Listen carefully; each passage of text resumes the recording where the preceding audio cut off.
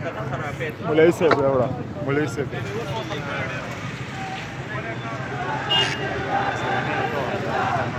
السلام علیکم د ون پیغام نیوز سره زه یم فدا محمد څنګه چې تاسو ګورئ السلام علیکم مولوي صاحب وعلیکم السلام جی نه چې کوم احتجاج و دی په باره کې تاسو وایي جی دا خو تاسو ته پته ده چې پوره امت مسلمانان غمجن دی خفه دی د آقای محمد رسول الله صلی الله علیه وسلم په شان کې نعوذ بالله په انډیا کې د واجپای د حکومت اهلکارو ګستاخي کړې ده موږ भरपूर مذمت کوو او د انساني د حقوق د تنظیم نه دا مطالبه کوو چې دا هغو له دې سزا ورکړی شي او دارنګې د حکومت پاکستان نه د عالم اسلام د لیډرانو نه د حکمرانانو نه هم دا مطالبه کوو چې هغه کسانو ته د سزا ورکړی شي زمونږ دا ټول ملګري د جمعیت علماء اسلام زمونږ ته د بره د مشرانو طرف نه دا حکم و چې تاسو په خپل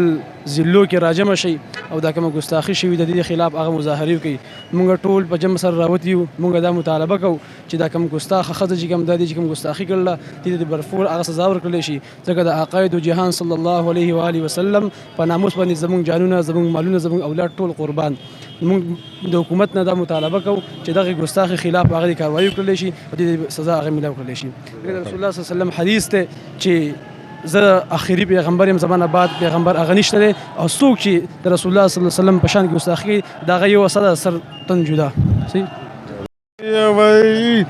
زما ټولو میوارو په خدمت کې عرض دی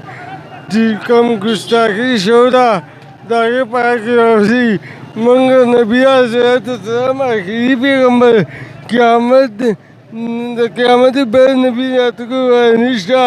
موږ په خپل نبي باندې خپل سر قربانوو موږ خپل اولاد